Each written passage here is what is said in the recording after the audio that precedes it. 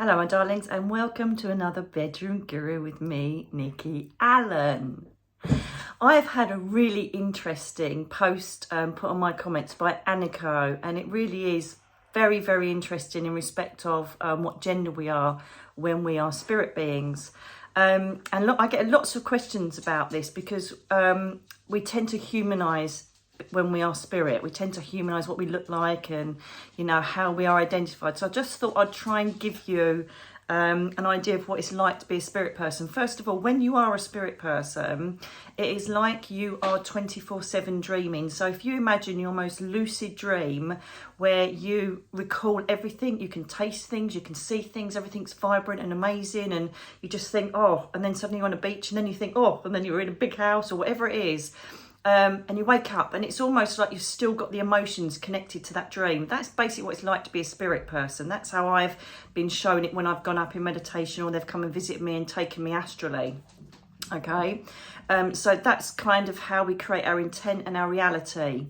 Now, I remember asking what it's like to be a spirit being, and I wanted to experience it so I could tell you down here.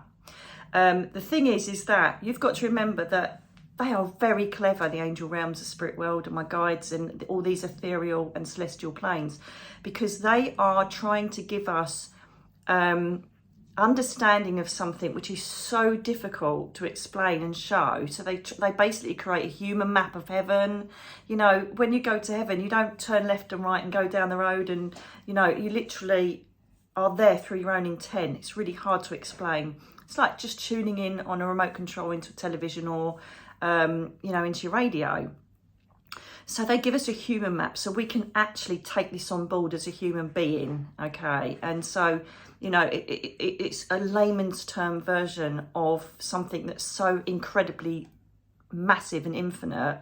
They're trying to give us something that we can grasp hold of and sort of understand.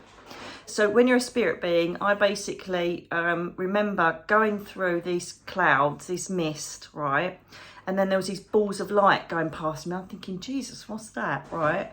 And suddenly one of these balls of lights stopped and then came right in front of me. And I felt myself blend with it.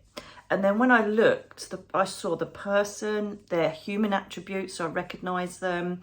I saw who they were, their memories, the things that they learnt from the earth, everything about them, and also all of their other incarnations. I could have, if I wanted to delve further, have found all of their incarnations.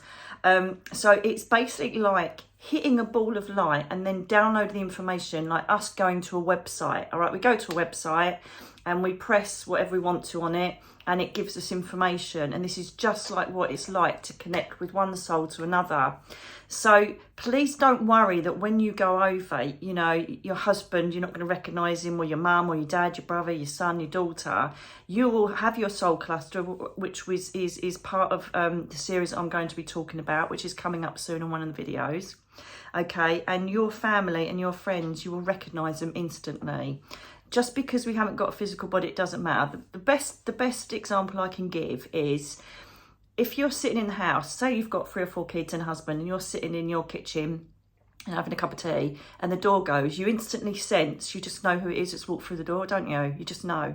It's because your soul recognises your soul cluster and recognises the energy of that person.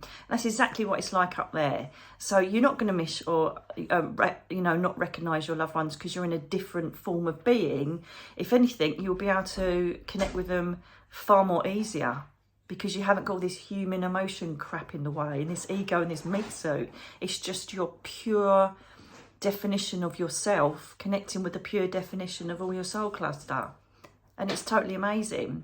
So I hope that kind of gives you a bit more of an idea, Aniko, and everybody else, that we choose our gender when we come down, and sometimes when we're down here, as I said on that video about transgender, that we think, actually, I've made a mistake, I can't deal with this a whole lifetime, I need to change it. And with the more spiritual, evolved people that are now coming into incarnation, they're remembering their old lives. They're remembering they have either a sacred feminine running through their soul or a masculine feminine run through their soul. And they're like, I'm in a feminine body, I need to be male again, you know. I absolutely think that my main incarnations were male, to be honest with you. The two that I have seen clearly and proven that I existed in those times, I was female, but I still think I'm a bloke. Anyway, just thought I'd give you a little human conception of how we are when we're a spirit form. And I'll speak to you again very soon. Please like, share, subscribe, and let's build this community to a big, beautiful space where we can all share our deepest thoughts and feelings about spirituality without feeling what's the word, uncomfortable. Let's create a safe, beautiful spiritual environment.